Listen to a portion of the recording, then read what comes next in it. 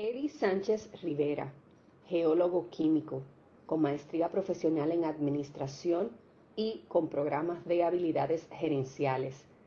Cuenta con 30 años de experiencia en el campo del aprovechamiento de los recursos geotérmicos, laborando en el Instituto Costarricense de Electricidad ICE en el campo de la conceptualización, diseño y ejecución de estrategias y acciones que permitan, bajo una visión de sostenibilidad, la exploración, el desarrollo y la explotación de los yacimientos geotérmicos. La sustentabilidad de un desarrollo geotérmico está condicionada a lograr mantener la estabilidad de las variables sensibles determinadas y de las cuales depende la continuidad del proceso objetivo que inicia su implementación desde las etapas de reconocimiento. Para que tengan toda la confianza de hacer las preguntas. Este webinar, como se indicó, es proyección al cuarto taller regional de geotermia a realizarse en mayo. Y sin duda las preguntas que ustedes nos hagan nos van a ayudar también a poder enfocar y profundizar en los temas establecidos para poder sacar un mayor provecho a esta actividad. Buenos días. El tema que vamos a tratar hoy es recursos geotérmicos como una alternativa viable para el desarrollo sostenible de las economías verdes. Entrando en el tema, nos preguntamos para qué recursos geotérmicos. Sin duda, una de las razones que nos llevan a aprovechar este recurso energético es poderlo integrar a la matriz energética. Al final de cuentas, es lo que estamos buscando, cómo agregar diferentes tipos de energías a esta matriz.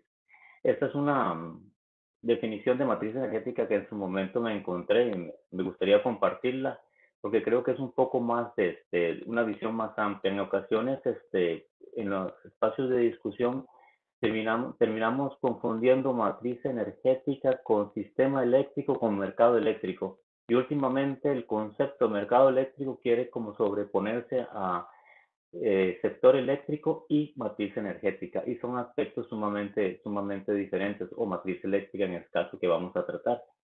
Y sí, efectivamente, viéndolo la matriz energética como el conjunto de recursos, de insumos energéticos que permiten hacer frente a las necesidades y demandas de los diferentes actores para sostener su dinámica social.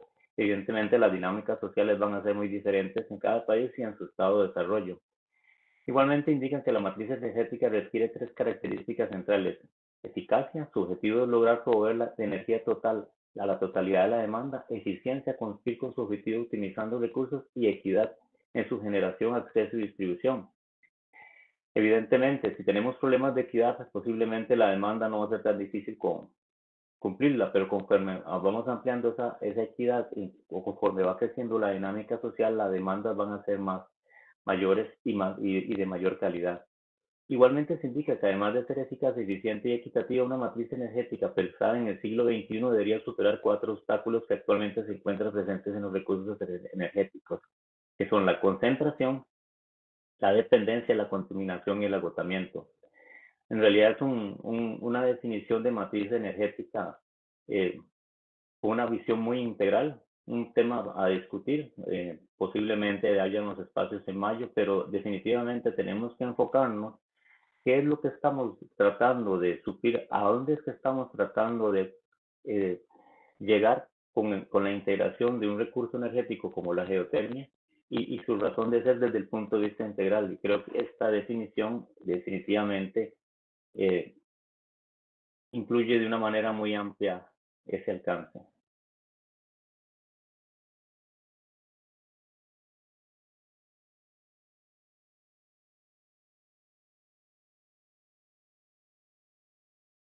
Hablando de matriz energética, bueno, aquí hay unos ejemplos de la matriz energética de Costa Rica en diferentes épocas del año. Tenemos en 25 de febrero, 5 de mayo y 2 de septiembre del 2021. Aquí tenemos la interacción de las diferentes fuentes energéticas que componen la matriz energética de Costa Rica, la cual está basada principalmente en energías alternativas propias. Tenemos en amarillo la geotermia, en blanco el eólico y en los tonos celeste y azul los diferentes tipos de hidro. Es importante en la matriz energética la combinación que vamos a final de cuentas de energías de tener, porque buscamos una matriz energética que sea robusta. Y esta combinación y esta robustez indiscutiblemente va a depender de los recursos que tenemos. No hay una receta para esto. Pueden haber tendencias de moda, pueden haber tendencias de conciencia, pueden haber proyecciones muy futuristas, pero no hay una receta. Evidentemente, los países que cuentan con altas reservas de hidrocarburos, sea petróleo o gas, ¿verdad? O ambos, carbón, pues desarrollaron toda su matriz energética e incluso eléctrica bajo estos recursos. Y los países que no tuvimos o no se explotaron estos recursos provenientes de hidrocarburos, tuvimos que hacer un uso fuerte a las energías alternativas propias que teníamos en nuestros territorios. Y ese es el caso de Costa Rica. Digamos, no se enfocó a la explotación o búsqueda de hidrocarburos, y por lo menos en la matriz eléctrica ha estado muy orientado a lo que es el uso de energías propias. Esta situación no es solo característico de Costa Rica, lo vemos en gran parte de la región. No todos los países tenemos o han explotado los recursos de hidrocarburos. Y esto hizo que nos fuéramos volcando esta línea. Más bien viene la pregunta, si un país tiene estos recursos y no produce hidrocarburos, ¿por qué sigue dependiendo de los hidrocarburos? Que es un tema amplio y a discutir. Pero evidentemente no hay una combinación única. Las combinaciones de la matriz energética va a depender de las características y de los recursos de cada región, de cada país, y también de las políticas actuales y futuras. Vemos cómo nos vamos volcando fuertemente a la electromovilidad, e indiscutiblemente eh, producir electricidad para electromovilidad quemando petróleo, pues pareciera que no es muy compatible, ¿no? Eh, no hay ninguna ganancia si lo que estamos buscando es colaborar un poco con lo que son la reducción de gases de efecto invernadero y lo que sería el cambio climático, pero es parte de todo el análisis que debe hacerse integralmente. En resumidas cuentas, no hacemos geotermia por hacer geotermia. Por alguna razón, nuestras autoridades han buscado en la geotermia y han visto un valor agregado para poder fortalecer las diferentes matrices eléctricas o energéticas de los diferentes países.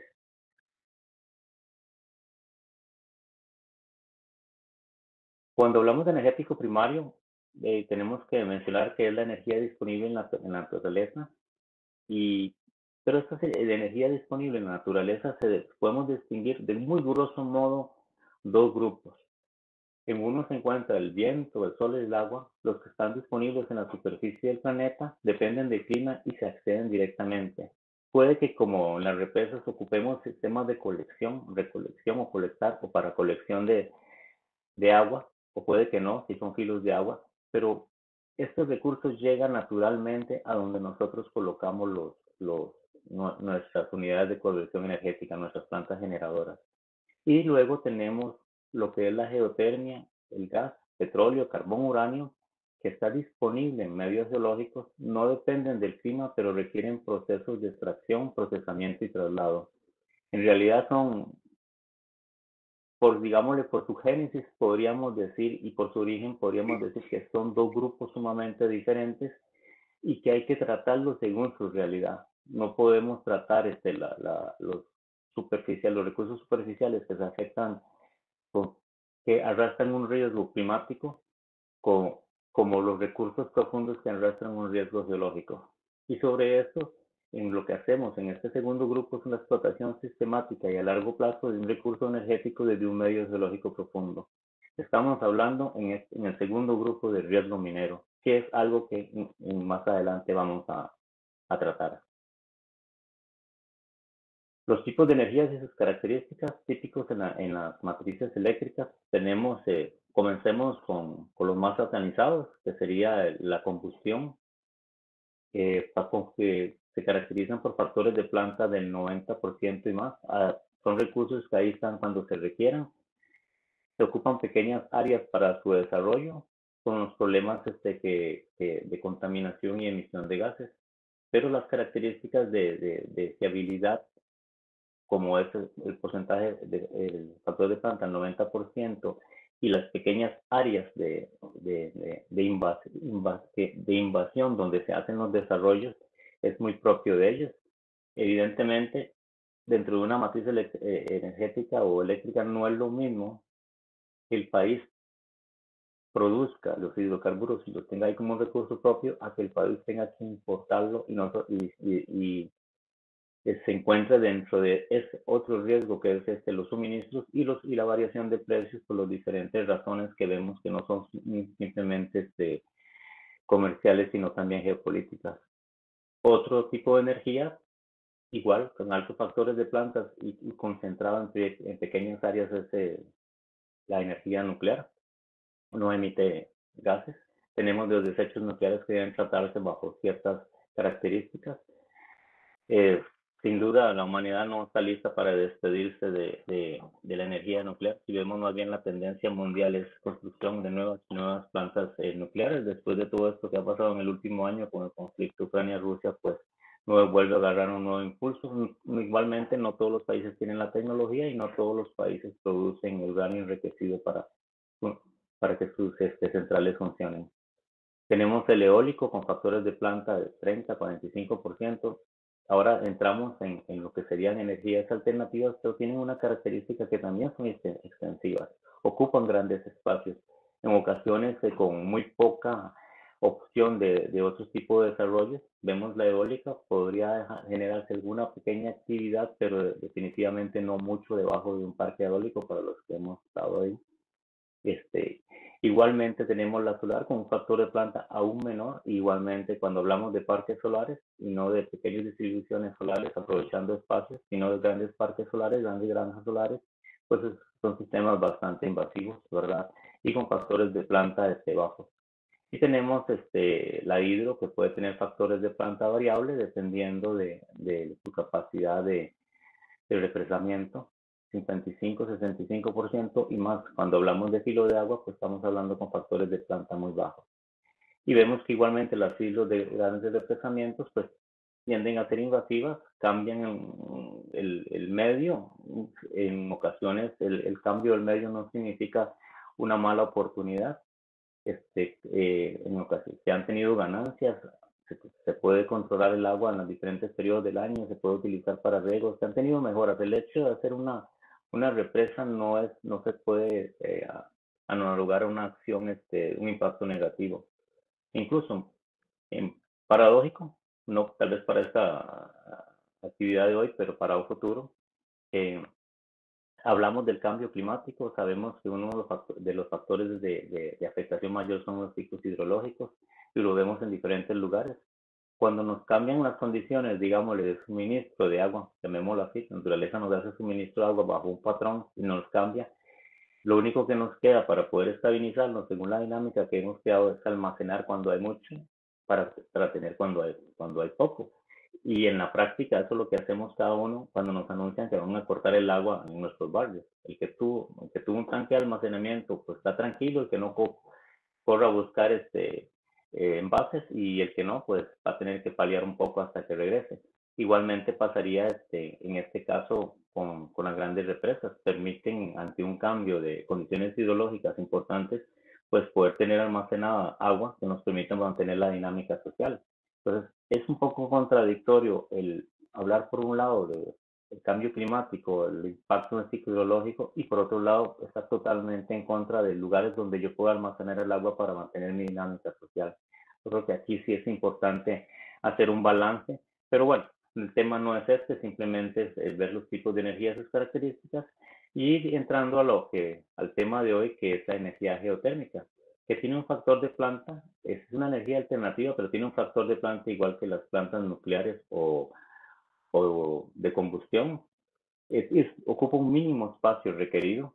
Realmente, cuando vemos un desarrollo de un campo geotérmico, puede ser extendido, pero digamos, el impacto real de las tuberías y de los pequeños elementos que hay distribuidos en todo el espacio, en todo el campo, es pequeño. Y si usamos tecnologías de desarrollo más orientados a perforación direccional, pues todavía esa huella superficial va a ser menor. No depende de factores climáticos, veremos que depende de otras cosas, pero no de factores climáticos. Muy compatible con otras actividades, o sea, hacer geotermia y la conservación del medio es viable, la recuperación del medio es viable, ganadería es viable, agricultura es viable y turismo pues muy viable. Por lo menos la experiencia de Costa Rica es que los desarrollos geotérmicos impulsaron fuertemente lo que era el turismo de estas regiones. Y por otro lado, es importante pues por sus bajas emisiones de gases de efecto invernadero. Entonces vemos que tenemos una energía alternativa que tiene una característica muy propia, la cual permite sustituir las plantas, digámosle, de combustión en este caso, para no entrar mucho en el tema de la nuclear, que no es muy común en la región, aún así las hay, pero vamos en un enfoque más orientado a las plantas de combustión porque a mi criterio todavía las nucleares están sobresatanizadas. Algunos conceptos generales, aunque normalmente hablamos de geotermia para todo, realmente geotermia es la ciencia que estudia el estado térmico de la Tierra, la distribución de la temperatura y su interior y los procesos que la originan. Es muy importante para este negocio. Si lo que estamos buscando son anomalías geotérmicas para tener fluidos con mayor capacidad de trabajo, es importante entender dónde se encuentran estas anomalías y qué las producen. Entonces, la geotermia es importante en este negocio. Y la energía geotérmica es todo el calor contenido en el interior de la Tierra. Enorme. La Tierra es un planeta geológicamente activo. Es una cantidad enorme, pero de esta energía solo podemos aprovechar una pequeña fracción, que son los recursos geotérmicos, que constituyen la parte de la energía geotérmica que puede ser aprovechada por el ser humano. Subrayo aprovechada por el ser humano porque esto es cambiante. Conforme cambia la tecnología, conforme cambian los enfoques, las necesidades, este tipo de recursos, como lo hemos visto en otros recursos, no solo en este tipo de recursos comienza a tener un uso más amplio y mucho más amplio. Y parte de los esfuerzos que se están haciendo en la región, y al final de cuentas, del taller que se está realizando en mayo y otras iniciativas, es buscar promocionar el uso de los recursos geotérmicos. ¿Para qué? Para que este segmento de energía que podemos aprovechar de una forma u otra sea cada día mayor y que de alguna manera pueda ayudarnos dentro de esa matriz energética, no solo la eléctrica, en generación eléctrica, sino en usos directos dentro de esa matriz energética y contribuya a esa dinámica social que estamos buscando con el desarrollo de nuestros países. Contexto mundial, tenemos la tectónica de placas, no va a entrar mucho en detalle, todo el movimiento de placas genera una serie de anomalías de calor en diferentes puntos del planeta. Nosotros nos encontramos en lo que sería la costa pacífica del continente americano y ciertos puntos activos en lo que es el Caribe.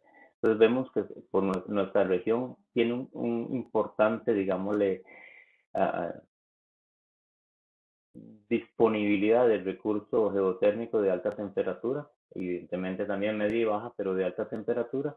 Pero si hacemos un análisis a todas las regiones geológicamente potenciales y lo comparamos con el aprovechamiento real que se le está dando, ya sea en generación eléctrica o uso directo, realmente estamos muy en lo básico. El aprovechamiento que se le ha dado en la región es básico y donde se ha desarrollado se ha visto que efectivamente juega ya un papel muy importante en las matrices, principalmente eléctricas de diferentes países, y que hay una gran oportunidad para poder aprovechar y lo que se necesitan son, al final de cuentas, las tomas de decisiones que permitan crear la organización que lleve a cabo estos objetivos. Pero no estamos hablando de explotar algo teórico o algo que existe o algo que está de moda o algo que es potencialmente viable, ¿verdad? Sino realmente son reservas reales que tenemos y existe toda la tecnología y para poder llevarlas a hacer su desarrollo y poderlas integrar a esas matrices energéticas. Buscamos las anomalías de calor porque pues, los fluidos de mayor capacidad de trabajo nos van a permitir obtener mejores resultados y no significa que no podamos explotar fluidos de diferentes temperaturas o por el gradiente térmico natural de la Tierra, no significa que en una región que no está dentro de las anomalías de calor importantes del planeta, no se puede explotar recursos geotérmicos. Si es perfora 5 kilómetros, en buena teoría, con un gradiente térmico promedio, recuerden que en aspectos geológicos hablamos siempre de promedio, pues 5 kilómetros tendrás 130 grados. Ya tienes algo una energía que puedes utilizar de acuerdo a las necesidades. Pero realmente estamos buscando, bajo esta búsqueda de las anomalías de calor, tener que hacer menores inversiones para poder tener un mayor recurso energético para que sea económicamente más viable. Y de ello va a depender el potencial geotérmico de cada región. Ven, no es solo calor, necesitamos las condiciones para crear todo un yacimiento geotérmico, pero de nuevo volvemos a nuestras zonas tectónicamente activas, donde definitivamente el contexto tectónico y estructural, además de las anomalías térmicas, nos facilita mucho la formación de yacimientos geotérmicos. Y al final, como lo hemos indicado, ¿qué es lo que se busca? Poder tener un mayor recurso aprovechado.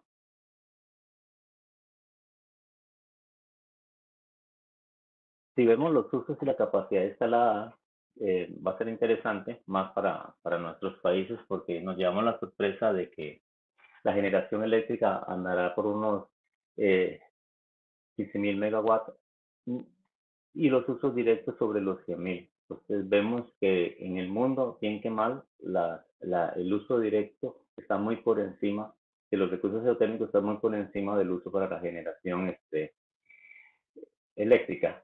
Pero si vemos aquí una lista de posibles o usos que ya se han dado a la geotermia, vemos que está la generación eléctrica, la primera línea de trabajo que se ha tenido en nuestros países y tiene lógica. Nuestros países desde hace mucho, bueno, no, el mundo desde hace mucho trabaja bajo una lógica de electrificación.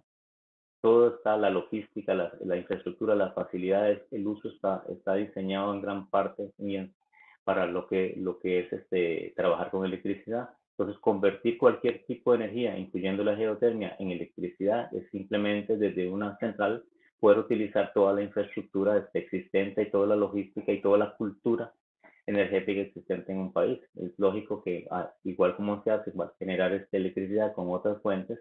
En la geotermia, uno de los fines es la generación eléctrica, porque así funciona nuestro mundo. Y más en nuestros países. En otros países, pues, hay un funcionamiento importante en lo que es toda la logística gasística, pero no así tan fuerte en nuestros países. Igualmente se ha utilizado en procesos industriales, agroindustria, calefacción o aclimatación, ¿verdad? Acuacultura, pasteurización, minería, turismo, que es algo de lo que se usa en nuestras regiones. Turismo ya sea para piscinas. Todavía no hemos entrado mucho en balneología, pero sí hemos entrado mucho en el turismo de termal, ¿verdad? Y el turismo visual, ir a ver manifestaciones hidrotermales, caminar por los volcanes, caminar por las fumarolas, pero más que todo en este campo. Y existe un gran otros, que lo pongo intencionalmente en rojo, porque en ese otros hay un montón de posibilidades que hasta ahora se están analizando, que se están planteando, se están desarrollando en la región, se están haciendo esfuerzos acompañados con los programas de cooperación alemana de GIZ y BGR, se están haciendo esfuerzos para trabajar en el uso directo, pero nos hemos dado cuenta que tenemos que trabajar mucho en estos otros y tenemos que desarrollar aplicaciones propias, porque realmente en otros países donde usan la geotermia para climatización, y si ven la columna aquí a la derecha, vemos que el gran uso de la geotermia de uso directo mucho está orientado a climatización, bombas de calor variarios, calefacción para espacios, calefacción de invernaderos, y las aplicaciones industriales y otras cuestiones comienzan a tener un porcentaje muy poco. Entonces, en muchos lugares donde se requiere para climatización, la temperatura de los fluidos geotérmicos, el calor de los fluidos geotérmicos en sí es un producto. Ya yo lo puedo usar directamente. En nuestros climas tropicales y subtropicales es un insumo. Es un insumo que tengo que buscar ese otros para convertir los productos y darle valor agregado. Y en ese campo estamos trabajando en diferentes países de la región, buscando la proyección de uso bajo la realidad nuestra, que sin duda la hay, pero en nunca se le ha dado la importancia cómo comienza a dársele ahora. Lo vimos anteriormente cuando hablamos de las energías primarias, que hablábamos que las energías primarias en superficie pues tienen un riesgo climático, ¿verdad? Sol, agua, viento, y las que extraíamos de medios geológicos pues tendrán su riesgo minero. Pero hablando de un concepto neutral de riesgo, porque este es uno de los problemas que hemos tenido en la geotermia en la región, que el riesgo se ha percibido de una forma que ha creado duda o miedo para la toma de decisiones. Y el riesgo existe, y existe en cada actividad humana que hacemos. Y es un riesgo muy propio y muy característico de este tipo de recursos de extracción geológica, incluyendo el geotérmico. Pero hay que verlo como tal es, porque si vemos el concepto neutral de riesgo, se concibe el riesgo como una amenaza y por otra parte una oportunidad. Quiere decir que el efecto realizado de una actividad dada puede parecer mejor o peor que el efecto esperado. Y este es uno de los problemas. Es si en ocasiones, por lo menos he percibido que hay un temor fuerte a entrarle a la geotermia, que es muy complicado, que es muy riesgoso, que es mucho dinero, pero vemos donde lo hemos logrado desarrollar, que es viable de hacer, que es muy estable, que la energía que se produce es de bajo costo, que estabiliza el sistema eléctrico, estabiliza la matriz eléctrica y la matriz energética. Los países que ahora tuvimos, no, suplimos nuestras necesidades eléctricas basadas en energías propias, incluyendo la geotermia, y en energías alternativas, pues no sentimos el gran golpe de que tuvieron los países que dependían fuertemente de los hidrocarburos. Entonces, sí existe ese riesgo, como todo riesgo, pero no es un problema real que genere un temor real que nos lleve a mejor a no tomar la decisión, que tal vez entre las decisiones la peor es no tomar ninguna. Vemos abajo que el riesgo está estrictamente conectado a la incertidumbre con la que lidiamos cuando no somos capaces porque no tenemos toda la información. Y no sé si en alguna de las decisiones que hemos tomado en toda la vida, personales y laborales, hemos contado con toda la información. Estamos contentos cuando contamos con información de calidad que nos permita trazar líneas de trabajo. Pero bueno, pues no tenemos toda la información de decir lo que ocurrirá en el futuro. No conocemos la relación causa-efecto adecuada que afecta el evento. Incertidumbre es un estado de ánimo experimentado por alguien que toma una decisión y se enfrenta a dos o más posibilidades de elección. Pero como digo, lo peor en este caso, cuando tenemos dos o más posibilidades de elección, es no tomar ninguna. Pareciera lo más fácil, pero eso es donde quedamos lamentablemente estancados. Pero bueno, es importante porque considero que una de las cosas que nos está afectando es realmente analizar ese riesgo en la geotermia como realmente lo es. Una actividad de extracción de un medio geológico. Si lo comparamos con un eólico, un solar o un hidro, pues pareciera que todo lo geológico es muy arriesgado, pero es parte de su realidad y es posible hacerlo. Conocemos esto, riesgo y costos del aprovechamiento de los recursos geotérmicos. Yo creo que aplica para todo proyecto. En todo caso, lo hemos visto en muchos lugares donde tenemos un alto costo, un alto riesgo en las primeras etapas, ¿verdad? Donde tenemos poca información y conforme la información va incrementándose, podemos hacer actividades un poco más de desarrollo más fuerte, pero estas actividades de desarrollo más fuerte nos van a llevar a incrementar el costo. Hay un punto de equilibrio, digamos, en el caso de la geotermia. Entendemos que esos esquemas son idealizados para todo fin, ¿verdad? Pero en el caso de la geotermia, un punto de equilibrio donde en los procesos de desarrollo de un campo donde ya estamos haciendo toda la infraestructura de explotación y después inicia la explotación y ese riesgo va disminuyendo hasta llegar a una condición de estabilidad hasta que termina el proyecto. Igualmente la curva de inversión es contraria. Esto es ideal, es cierto. De, mm, en cada proyecto de la vida, no solo en un desarrollo geotérmico, debería ser así, Lo que pasa es que cuando no se tiene el conocimiento para tomar las decisiones, podríamos enfrentarnos a esta realidad, que venimos invirtiendo y tus modelos no fueron adecuados, tu integración del sistema no fue adecuada, las decisiones que tomaste para cuando planteaste el desarrollo del yacimiento y las capacidades del mismo no fueron las adecuadas, lo que te va a llevar a tener que hacer más infraestructura, más desarrollo, más expansión para poder lograr cumplir con los, digamos, los megas necesarios para entrar en la explotación del yacimiento. Pero si además de esto no tienes una condición sostenible, que significa que al año perdiste el 10% de la producción, a los 2 años el 15%, a los 5 años el 25% de la producción, eso te va a llevar a tener que volver a invertir y invertir en más pozos y más infraestructura para estar buscando mantener esa producción, lo que te va a llevar a una constante inversión que no calculaste inicialmente en lo que era el balance económico del proyecto. Y evidentemente eso nos va a subir los costos. Nos sube los riesgos, nos sube los costos. Logramos una condición de estabilidad, pero al generar mayores riesgos, mayores costos.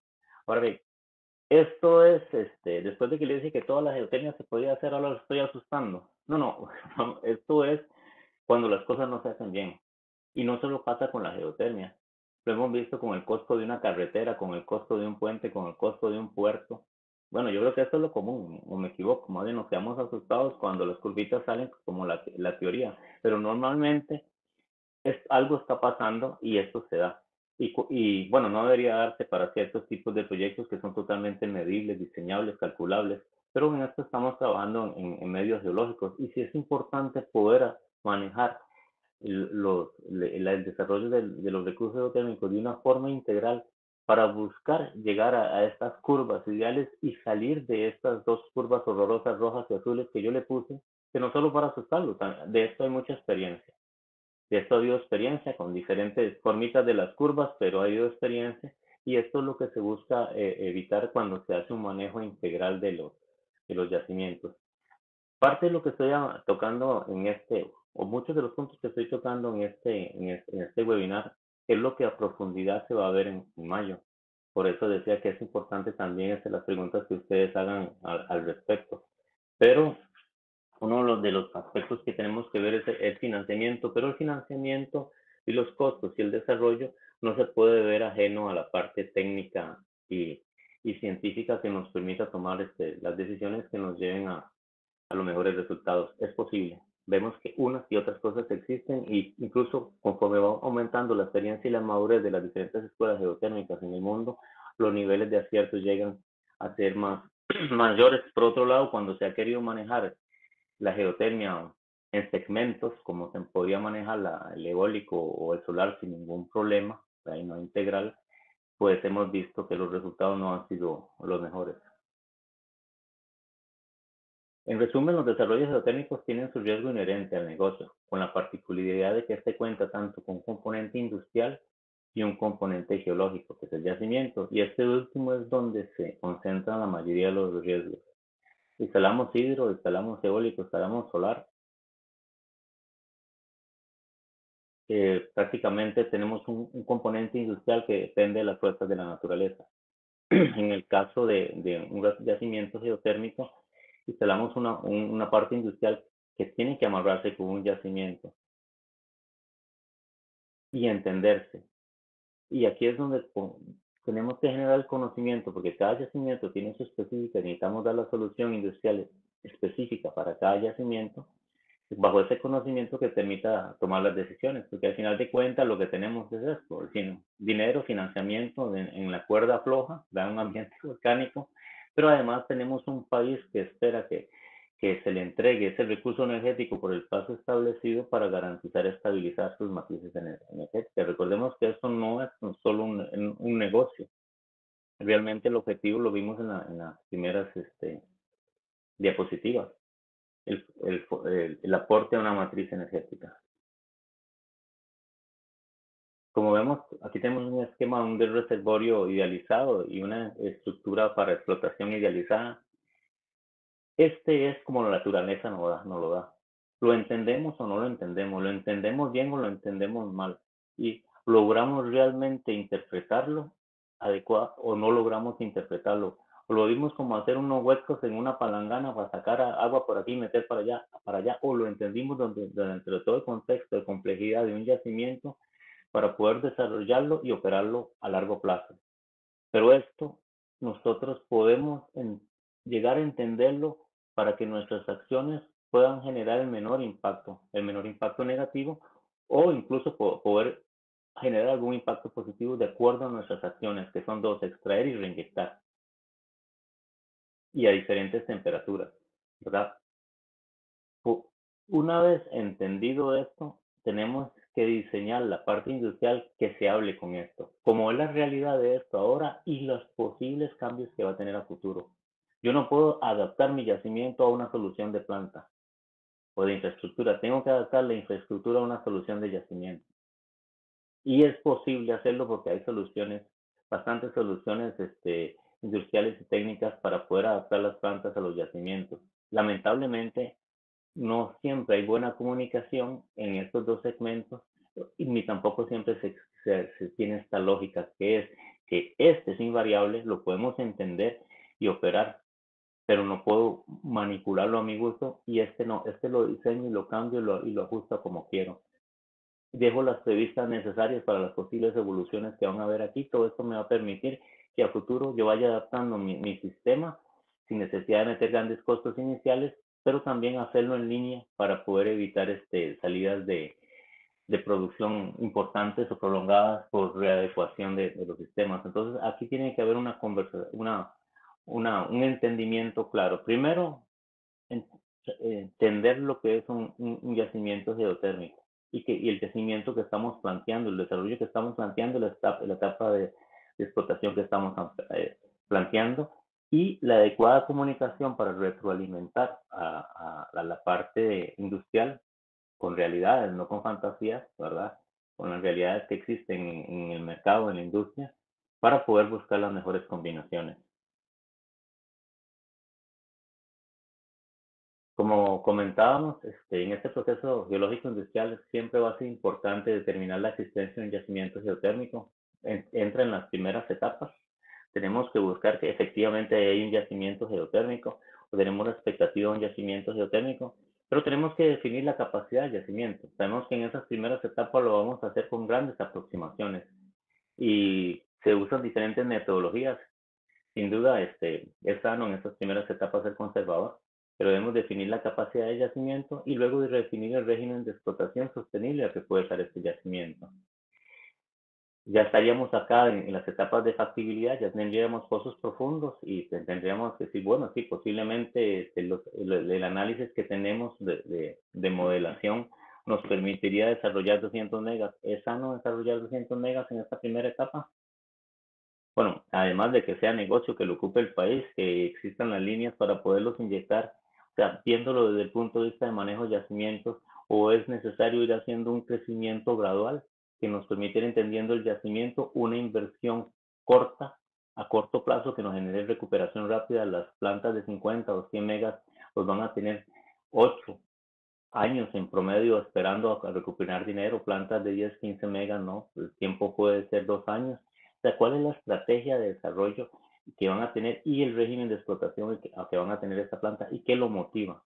Porque puede ser simplemente un crecimiento gradual que permita crear experiencia en la compañía o institución que lo está desarrollando, un retorno rápido de capital que permita luego de mostrar la condición de estabilidad, pues financiarse para las siguientes etapas. Entonces, esto es importante, es un tema amplio de discusión, ¿verdad? Porque al final de la política de desarrollo y deslizamiento, la estrategia de perforación del sistema, exploración, reyección, miras una versión de sostenibilidad, pero también podríamos hablar no solo de sostenibilidad de yacimientos, sino sustentabilidad de todo el negocio, y incluso de las mismas empresas o instituciones que lo están desarrollando. Lo que hablaba, compatibilizar los diseños de la infraestructura superficial con las condiciones de complejidad del yacimiento actual y su posible evolución durante la vida útil del negocio. Esto es muy amplio, nos puede generar muchos gastos o nos puede ahorrar mucho dinero, y es cuestión de sacar el espacio para hacerlo adecuadamente. E integrar la variable socioambiental desde las etapas de conceptualización, muy importante. Esta es una realidad que está ahí, no la podemos cambiar, más bien cada día va a crecer más. No podemos ver las variables socioambientales como un checklist obligatorio para que me den el permiso o para que no me quiten el permiso o para que no me pongan una multa. Realmente tienen que verse realmente como son. O sea, es una variable de éxito para un desarrollo de un proyecto a largo plazo, la cual debe integrarse como variable de éxito que es desde las etapas de conceptualización del proyecto, junto con la variable técnica, científica, económica, financiera. O sea, ahí debe estar, no es un parche ni un remiendo ni alguien que me obliga, sino no, un viaje para poder seguir adelante. Véanlo responsablemente y integrando esto desde el principio, vamos a llevarnos un montón de sorpresas donde vamos a hacer una excelente gestión social y ambiental sin necesidad de cargar el proyecto de costos. Más bien, una mala gestión podría llevar a cargar el proyecto de costos que no fueron considerados en el análisis económico del mismo proyecto. Lo mejor es ver esto dentro como la variable que es, dentro de todo el desarrollo, con los costos asociados, en ocasiones hacer una buena gestión socioambiental nos lleva a sorpresas de que tenemos que ser innovadores o plantear situaciones que nos hacen romper con lo tradicional y al final de cuentas nos llevamos la sorpresa de que, mira, nos salió más económico con un mejor planteamiento socioambiental, simplemente porque estuvimos obligados a salirnos del cajón, ¿verdad? Donde se ha trabajado por tiempo. Definir las políticas de explotación del yacimiento bajo un régimen de sostenibilidad. Esto es un tema del taller de mayo, es todo un tema. La sostenibilidad no se genera o no se comienza a construir el día que entra la planta de producción. Eso es un gran error. Eso podría ser desde un carro que yo lo compro y el día que lo uso comienzo a darle mantenimiento. Pero no, la sostenibilidad de un sistema geotérmico que es campo, yacimiento, que es donde mencioné que está la mayoría de riesgos, y planta, debe criarse desde las primeras etapas, desde las etapas de reconocimiento. Pero eso es un tema amplio a discutir dentro del taller. Definir los políticas y programas de monitoreo que permitan garantizar la condición de estabilidad de yacimiento y las medidas de ajuste cuando se requiera. Cada yacimiento tiene sus políticas y programas de monitoreo. Si uno se pone a leer libros y a ver lo que hicieron de un lado al otro, nunca terminaría de estar monitoreando, principalmente en yacimiento, y principalmente variables geocientíficas, por un método, el otro, aquello, este gráfico, el otro gráfico, pero no. Cada yacimiento tiene su característica y su realidad. ¿Cuáles son esas variables que voy a monitorear y por qué? Y las variables, simple, únicamente las variables que necesito solo a monitorear son las que me permitan, bajo la realidad de ese yacimiento, monitorear los posibles efectos que alterarían la sostenibilidad o las variables estas variables de sostenibilidad que ya yo he definido. Entonces, ahí es importante no caernos en un mundo demasiado teórico o demasiado enredado por no conocer realmente la específica de nuestros yacimientos. Es mejor invertir un poco en la específica de yacimiento y eso nos va a facilitar la tarea de monitoreo a futuro. Indiscutiblemente, al facilitarla también nos lo va a optimizar.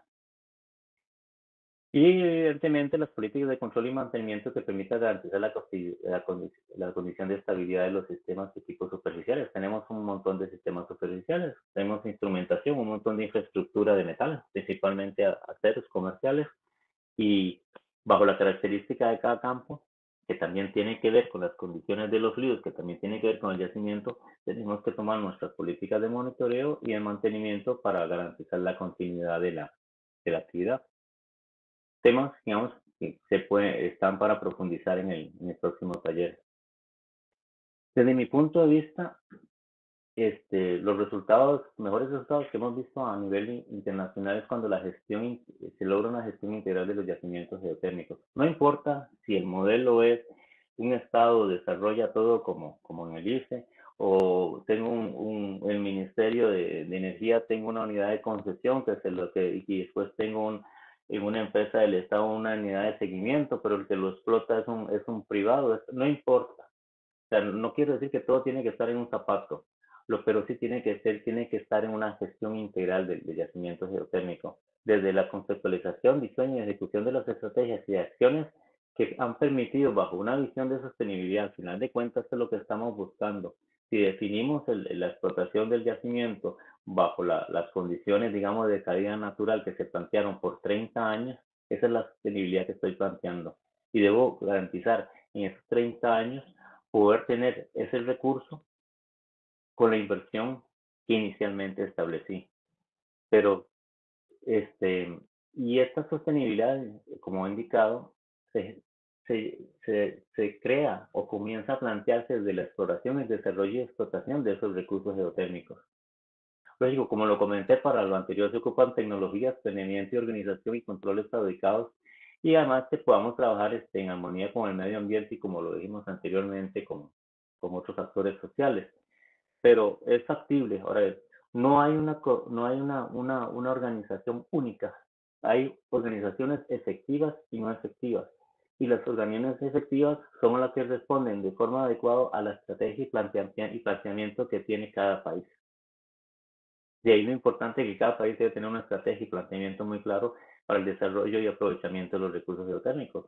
Se organizará, crear sus estructuras y capacidades que permitan de una forma integral esa explotación sostenible, basada en un modelo conceptual que pasa del reconocimiento, la factibilidad, desarrollo, explotación y lo que todo el mundo buscamos, que hemos llevado la explotación tan exitosa en estos periodos de 30 años, que normalmente lo utilizan con geotérmica, que podemos hacer un repotenciamiento o una extensión de la vida útil del mismo y obtener bueno, para los que lo operan una ganancia mayor y en este caso, y para el país un, una, un recurso energético confiable por mayor tiempo. Si vemos de forma muy general el uso de los recursos geotérmicos, podemos hablar de sostenibilidad y conservación. Yo evito usar el término renovable, puesto renovable en qué tiempo. Si es en tiempo geológico, bueno, sí, también puede ser renovable, ¿verdad? Pero si es en tiempo humano, puede ser que esa renovabilidad no nos sirva, no vamos a poder esperarnos 500 o 1000 años para ver un calentamiento, una zona que enfriamos o una recarga, digámosle, un poco compleja que se dé. Entonces, hablamos de sostenibilidad y conservación. Finalmente un uso racional y consciente. Estamos claros de lo que estamos haciendo y por qué. Un uso racional y consciente que permita su aprovechamiento bajo un régimen de estabilidad lejos del agotamiento o colapso. Recordemos que, aunque se parecen bastante los procesos de extracción de petróleo y gas de la geotermia, en un yacimiento de petróleo y gas yo tengo como objetivo agotarlo. Hay buenos precios, bombeamos, sacamos, recuperamos de la forma que sea y lo ponemos en el mercado. Además, los precios los sostenemos. Y llega un momento en que se va a acabar. Yo estoy vaciando un contenedor y se acabó. En el caso de la geotermia no es eso. Bajo este esquema de extracción y reinyección, no quiero hablar de las recargas esas con las nubecitas en los volcanes, eso es un tema muy subgéneris, ¿no? Pero eh, pero la verdadera reinyección, el verdadero soporte que damos con lo que es la verdadera recarga, el verdadero soporte que damos con la reinyección es muy importante y esas estrategias nos van a permitir seguir extrayendo el calor del medio rocoso sin generar un impacto térmico importante y una pérdida de presión importante. Entonces, se parece el petróleo y gas, pero el concepto de explotación de petróleo y gas al de geotermia es radicalmente diferente. Y no necesariamente tiene que seguir los mismos pasos petróleo y gas que en geotermia. Aún así, dentro de la geotermia sigue habiendo mucha contaminación de conceptos petroleros, bastante contaminación, no nos va a alcanzar el tiempo hoy para hablarlo, pero sigue habiendo, y muchas decisiones tal vez no son las más acertadas porque seguimos arrastrando conceptos petroleros. Viéndolo más a detalle, la sostenibilidad de un yacimiento geotérmico, digamos, ante una acertada caracterización, dimensionamiento del yacimiento en conjunto con una adecuada estrategia de desarrollo del mismo, la sostenibilidad de un reservorio en explotación depende de que las políticas de aprovechamiento establecidas, o sea, políticas de aprovechamiento establecidas, no dependemos del clima, dependemos de decisiones que se tienen que tomar sobre algún conocimiento, pero que estas políticas de aprovechamiento establecidas permitan alcanzar un estado de equilibrio, extracción, recarga. de este complejo sistema que normalmente son sistemas cerrados. No discuto que hay sistemas abiertos, ¿verdad? Pero muchos de nuestros sistemas podemos catalogarlos como sistemas cerrados. O sea que si están esperanzados en sacar agua y botarla y esperar que la nubecita encima del volcán haga su trabajo eternamente, es un error de concepto. Aunque sí hay sistemas abiertos donde sí podríamos considerar esas recargas directamente atmosféricas. Pero bueno, además de eso, estabilizar el sistema bajo una condición de disminución controlada de la presión y temperatura del sistema, dos variables físicas más importantes que tenemos que monitorear. Y, por supuesto, controlar los efectos secundarios adversos derivados de la complejidad química de los fluidos. No estamos trabajando con agua, estamos trabajando con salmueras. Típico, podemos tener depósitos de carbonatos de calcio, de sílice, algún tipo de corrosión, es algún tipo de incrustaciones fuera de lo típico que sería sílice y carbonatos de calcio. Así que estos efectos secundarios se van a dar. Hay muchos avanzados sobre este campo y también hay muchas soluciones existentes, pero son las tres líneas básicas que veríamos para una sostenibilidad. Y ahora si estamos hablando de la sustentabilidad de un desarrollo geotérmico como sustentabilidad y de todo el desarrollo y no del yacimiento, pues está condicionado a lograr mantener la estabilidad de las variables sensibles determinadas y de las cuales depende la continuidad del proceso. Nosotros determinamos esas variables sensibles. ¿Por qué? Porque conocemos muy bien el sistema y sabemos que si una de esas variables es alterada, nos afecta la continuidad del proceso. Y este es el juego. Y ahí vamos a tener la sustentabilidad. Y evidentemente, cuando vemos un desarrollo geotérmico, podemos decir, hablamos de yacimiento, campo, planta y todo lo demás, que una variable como la socioambiental podría afectar la continuidad del proceso. Por supuesto, una variable socioambiental mal manejada podría alterar la continuidad del proceso. Ya lo hemos visto en muchos otros proyectos. Entonces, de ahí es importante el concepto de variables sensibles que podrían afectar nuestro negocio. Y hay que dedicarle un poquito de tiempo. No hay recetas. Ya, pueden haber conceptos generales o guías, pero no hay recetas. Partes interesadas, pues, en este último aspecto, pues habrán grupos organizados de ciudadanos, organizaciones sin fines de lucro y otras, propietarios de empresas turísticas, instituciones públicas locales y regionales, nacionales, otros. Ahora viene la pregunta, ¿podemos darle una visión a nuestros proyectos donde podamos integrar estas partes? Entiendan, no es salvar el mundo y el universo de todos los problemas que hay cargando los costos a nuestros proyectos, eso sería inviable. O sea, no es ese planteamiento y desgraciadamente en ocasiones queremos por parches o regalías avanzar en ese campo. No se trata de eso, no. Es lograr bajo el esquema de desarrollo de proyectos que de alguna forma haya una integralidad de estas fuerzas para que este mismo desarrollo dé un valor agregado, pero no necesariamente cargando los costos más allá de los costos que tenemos que considerar en cualquier desarrollo por los impactos socioambientales, pero no cargar el proyecto de una manera irracional en costos para corregir todo lo que está malo, porque evidentemente si se abre la puerta, eso va a ser un problema. Lo que se quiere más bien es apoyar a los grupos organizados a buscar los ejes que permitan que este desarrollo pueda generar otros desarrollos circulares. Un tema muy sensible, coexistencia con el ambiente, totalmente convencido estoy, tiene una gran alta coexistencia con el ambiente, los desarrollos geotérmicos. Estas son fotos de Miravalles. Hoy en día Miravalles se desarrolló en pastizales donde anteriormente había actividad ganadera. Unos años después ya Miravalles está dentro de un bosque secundario bastante bonito, con mucho hábitat, ¿verdad? Cumple todas sus funciones de hábitat. Y podemos ver aquí un ejemplo de lo que era la cobertura boscosa, cuando se comenzó el desarrollo y la cobertura boscosa actual. Los polígonos rojos son propiedad de CICE, los blancos siguen siendo propiedad privada. Este es el Parque Nacional y vemos cómo se ha recuperado una zona importante, incluso de hecho corredores biológicos de interconexión en las zonas recuperadas con lo que es el parque. O sea, es viable hacerlo. Esto mejoró el clima, mejoró las recargas de agua, impulsó el turismo y otros negocios asociados, pues sí. Pero digámosle, esto es un ejemplo de lo que se podría hacer, pero si entramos a un enfoque holístico del desarrollo de proyectos, ya bien planificado. Lo que hoy en día nos exigen un enfoque muy actual ya sería otro nivel. Vemos que hacia dónde podemos orientar un enfoque holístico. Bueno, hacia todos los objetivos de desarrollo sostenible, no en todos, sino hacia todos, ¿verdad? Donde realmente exista la compatibilidad, insisto, y es buscar la oportunidad para hacer esa economía circular, no para que el proyecto resuelva todo, no sería económicamente viable, ¿verdad? Y buscar esa economía circular, ese desarrollo integral, esos socios estratégicos, muy importante, esa pertenencia.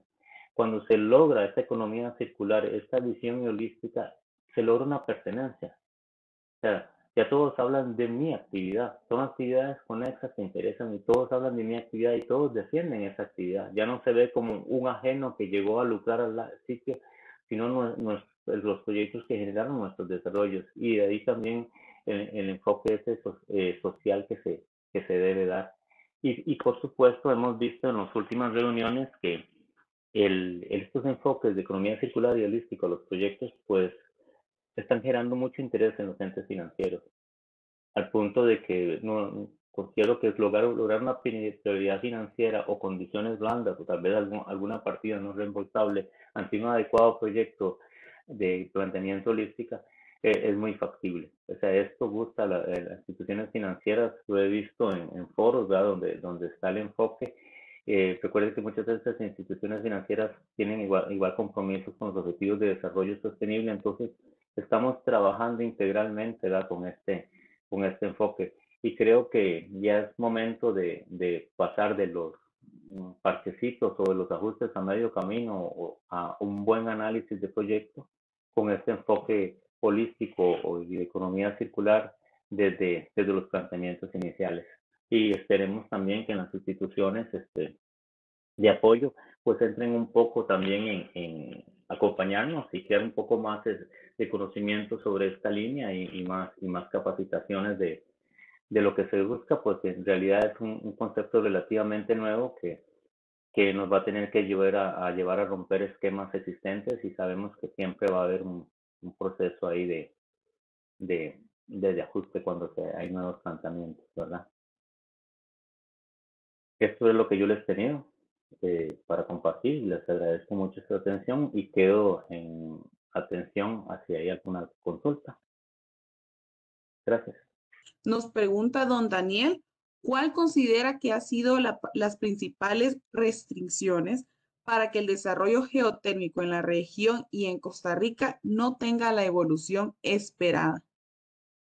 Así que le cedo la palabra a don Eddie. Ok, gracias. Bueno, en Costa Rica lo hemos podido integrar adecuadamente a la matriz eléctrica de acuerdo a las disposiciones existentes en los planes de expansión eléctrica. Nosotros tenemos planes de expansión eléctrica que se actualizan cada 2 años y se plantea el crecimiento de los diferentes tipos de energía para poder ir reforzando o integrando y creciendo esta combinación de las diferentes energías en la matriz energética.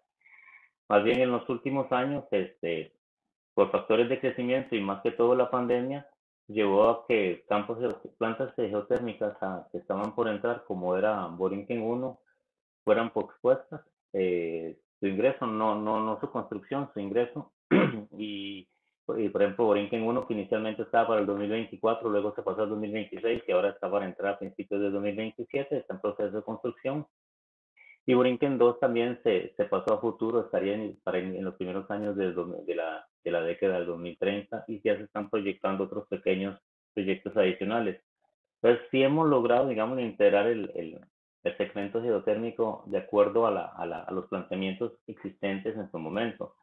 Ahora hay un nuevo impulso de acuerdo a un resumen que hizo nuestro presidente ejecutivo Marco Acuña en la Asamblea Legislativa del plan de expansión. Aún no ha salido, pero de lo que él mencionó, hay un nuevo impulso a la geotecnia para integrar igualmente proyectos de diferentes tamaños. Entre esos proyectos pequeños, porque nos hemos enfocado mucho a grandes proyectos, 50 megas o más, pero ahora vemos que en ocasiones es necesario también tener toda la gama de proyectos de diferentes tamaños y en eso se trabajó mucho los últimos 5 años para tener proyectos de 10, 15, 20 megas en adelante para poder ir cerrando las necesidades de crecimiento. En el caso de Costa Rica ya nosotros no estamos haciendo sustitución masiva de generación por combustibles como fue en los años 80 y 90. Ahora prácticamente lo que está haciendo es ir adecuando la capacidad existente al crecimiento de la demanda. Entonces podemos decir que lo hemos integrado, pero hubo una ley que permitió facilitar esto, y esta fue la ley de geotermia del año 76 en Costa Rica, que dijo que, bueno, que los recursos geotérmicos pertenecen al Estado, cosa que no es nada nuevo en la región, pero que el ICE es el que le corresponde desarrollarlos. Entonces, bajo este alcance, le dio la responsabilidad a una institución de desarrollo y de desarrollo eléctrico y de telecomunicaciones, pero en este caso desarrollo eléctrico, para que desarrollara la geotermia para ese fin eléctrico. Entonces, el poner esa responsabilidad en una institución que además desarrollaba proyectos hidroeléctricos y otro tipo de proyectos con sus capacidades de construcción, facilitó el camino organizativo para que la geotermia llegara a concretarse adecuadamente. Este creo que es uno de los problemas que tenemos en la región. ¿Cuál es la ruta que hemos escogido para poder desarrollar la geotermia? Primero que todo, ¿cuál es el plan? O sea, ¿la vamos a desarrollar sí o no? ¿Cuándo y cuánto? Todavía no hay, ¿verdad? Hay muchas iniciativas o hay cuestiones que, bueno, en este momento tenemos países que están instalando gas cuando tenemos geotermia en la región y uno pregunta por qué, ¿verdad? Bueno, pues ahí vuelvo a preguntar cuál es la estrategia de aprovechamiento de los recursos energéticos que tiene cada país y cómo están visualizando fortalecer o robustecer esa matriz eléctrica a corto, mediano y largo plazo. Es algo que hay que preguntarle a cada planificador en sus respectivos países. Y una vez que esa respuesta está clara, ahora sí, cuál va a ser la ruta para desarrollarla. Entonces, esos son los dos, digámosle, vacíos que he visto en estos últimos 30 años. Pequeños vacíos. ¿Cuál es la estrategia de desarrollo dentro de este contexto de matriz energética? ¿Verdad? No lo veamos como un negocio que le voy a concesionar un yacimiento a alguien, es parte de la actividad, pero la realidad final es la matriz energética, no el mercado eléctrico como tal. Lo mencioné, que hay una tendencia muy fuerte a confundirlo intencionalmente. Entonces, eso es, primero, ¿cómo lo vamos a hacer? Ahora, ¿cómo nos vamos a organizar para hacerlo? Para poder realmente hacerlo de una forma bastante amplia o masiva. Entonces yo creo que por ahí son las cositas que tenemos que seguir resolviendo, le tocan a nuestros planificadores y teniendo claro qué es lo que queremos, mm, pues buscar la forma de hacerlo, pues no, yo creo que ya será simplemente una consecuencia de lo planteado. No sé si. Don Eddie, justo en esa línea, don Cristian nos consulta para el desarrollo regional de la geotermia, ¿cuáles serían sus recomendaciones para avanzar a nivel regional en nuevos proyectos de manera sostenida? Bueno, sí sigo considerando que lo que hemos visto en los diferentes espacios en estas décadas, que sí es importante las estrategias de cada país. Bueno, por lo menos en los países del SICA hemos visto la necesidad en el mismo grupo técnico de geociencias de la UCE-SICA de poder buscar y llevar en el campo de la geotermia, y estamos trabajando en esto, en que cada país tenga un plan de desarrollo geotérmico. O sea, usted recuerde que los planes son un objetivo a alcanzar, no están escritos en piedra, ¿verdad? Se pueden adecuar o ajustar. El problema es no tener un plan, porque simplemente puedo caer en la improvisación o en la tendencia del momento. Entonces, poder tener ese plan de desarrollo geotérmico, tanto en la generación eléctrica como en los recursos directos. Puede ser algo pequeño, pueden ser objetivos muy grandes, pueden ser pequeños, pero que sean metas alcanzables y medibles. Porque ya aprobando los diferentes ministerios estos planes, ¿verdad? Como digo, en Costa Rica le compete directamente al ICE por ley, y el ICE ya era una institución que generaba desarrollo con capacidades de construcción, entonces eso facilitó las cosas. Pero ¿cómo creamos esas combinaciones de actores en los otros países bajo el alcance ya establecido para poder llegar a materializar lo que estamos buscando, que es un mayor uso de estos recursos? Y lo otro que creo que sí es importante tomar en cuenta, porque ahí está y no lo estamos usando, es que ya hay mucha experiencia propia en la región. experiencia tropicalizada de diferentes puntos de vista, toda la experiencia que ha generado en todos los países, en unos más, en unos menos, unos crecieron, otros se estancaron, otros retrocedieron, pero hay una gran experiencia regional. Y creo que sí es importante trabajar en este campo, en la región, como, como un objetivo integral. Ahí están la capacidad, orientémonos. Realmente hay mucho que aportar, que aprender. Ya todos nos tropezamos en nuestras piedras aquí en el camino. Esto nos permitiría compartir esas experiencias para evitar esas piedras, para poder fortalecer los recursos que hay y las experiencias en otros campos, ¿verdad? Yo creo que sí es importante la estrategia de desarrollo, lo que sería la planificación estratégica, después de ahí buscar los mecanismos, cómo lo vamos a hacer. Cada país buscará la forma según la estrategia que establece. Insisto, aquí implica desde países que el Estado hace todo como Costa Rica o países que han decidido sacar toda concesión y simplemente tienen una unidad de seguimiento tanto en la parte de desarrollo como de explotación para saber que las cosas se están haciendo bien, ya que es una concesión a un privado o a una empresa estatal y no simplemente se le está dando un cheque en blanco para que úselo como quiera y si funciona bueno y si no, no. Realmente el desarrollo de un yacimiento, sea para sea el uso, está planteada una necesidad y esa necesidad está planteada en un tiempo y se debe tener la responsabilidad de buscar garantizar ese tiempo.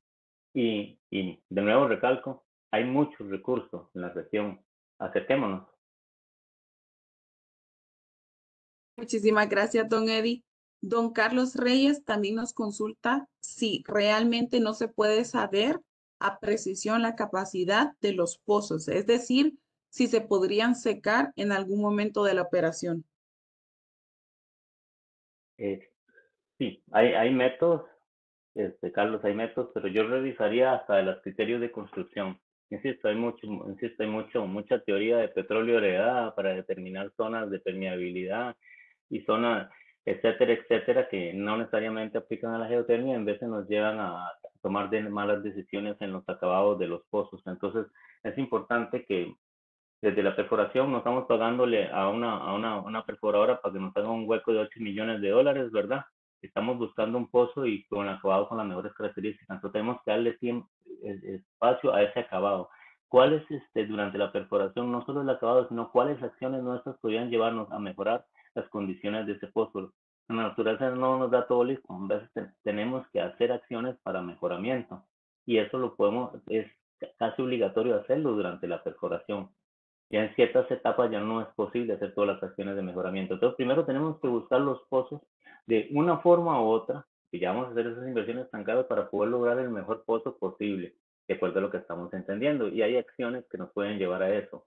Y segundo, una vez que el pozo está hecho, hay técnicas de evaluación y esas técnicas nos van a decir, mira, son unas curvitas XY que nos dicen, mira, el pozo a tanta presión de cabezal, que no es otra cosa que cerrar y abrir la válvula, nos va a producir tantos kilogramos de vapor y tantos kilogramos de líquido en condición de atmosférica o en condición de planta, etcétera, etcétera. Eso no hay ningún problema, eso no son otra cosa que tablas que uno mete en hojas Excel, pero le va a dar esa información. Ahora lo importante es qué va a hacer usted con esa información.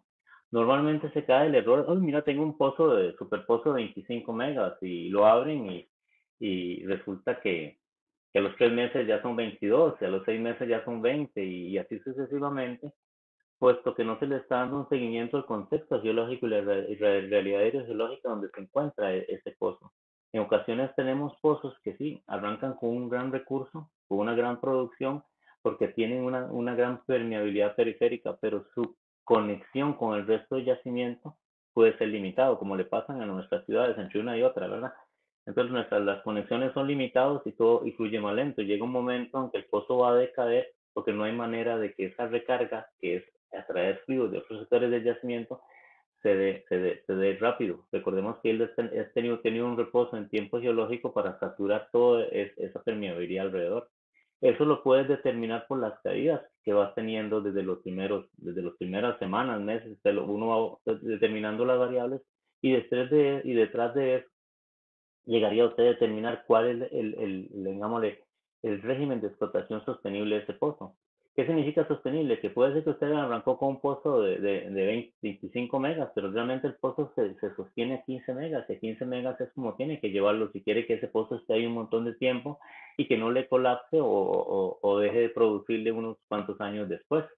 Que llevaría que tienen que hacer otro pozo y no sabemos ni a dónde y cómo va a salir.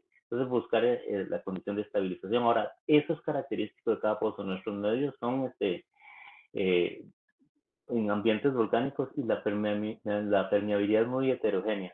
Usted puede tener un pozo con una realidad y a los 300, 500 metros tiene otro pozo con otra realidad. No estamos en ambientes sedimentarios.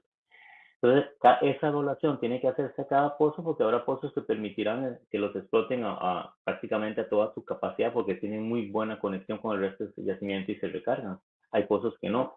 Eso en cuanto a presión, pero también tenemos que considerar los factores de temperatura, que la reinyección se esté dando en lugares y en tasas adecuadas que nos permita que el tiempo de retorno y las rutas de retorno recalienten los fluidos calienten de nuevo los fluidos, recuperen térmicamente para evitar afectar térmicamente una zona de producción, porque al afectarla térmicamente, al reducirle la temperatura, le reducimos la entalpía y le reducimos la capacidad de trabajo.